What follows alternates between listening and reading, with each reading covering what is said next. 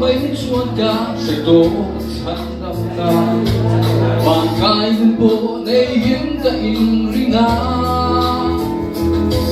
mà sẽ cái lần ý xóa lắm rê khi cái lâu tô cái về anh tìm lúc nhà phố viên cả in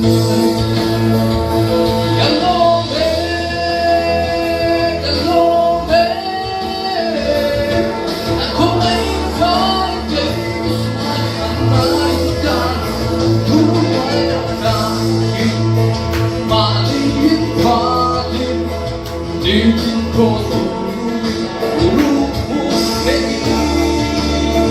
cha lại dây to theo theo em cần cố gắng xóa luôn chẳng em cần cố gắng xóa luôn chẳng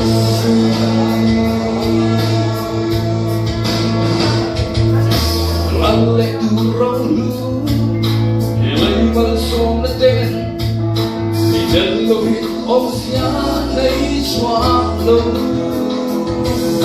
sinh mi thế nào để thôi nó tin về ông xia này tiêu tú ít lâu đi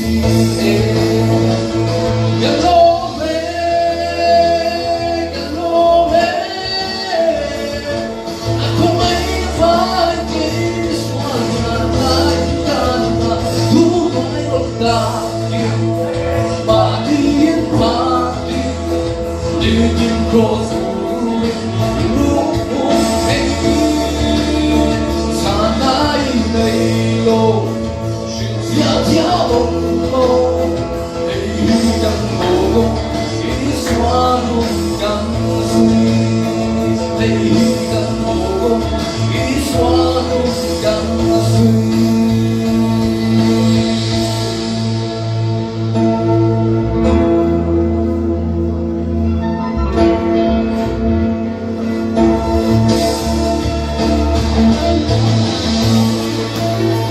về có thể thấy đâu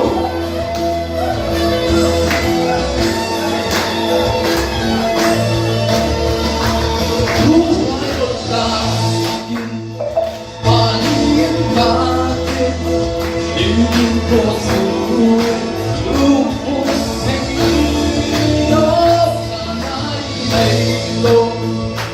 chia chia mong mơ để cần bố xóa Hãy subscribe cho kênh Ghiền Mì Gõ để không bỏ lỡ những video hấp dẫn.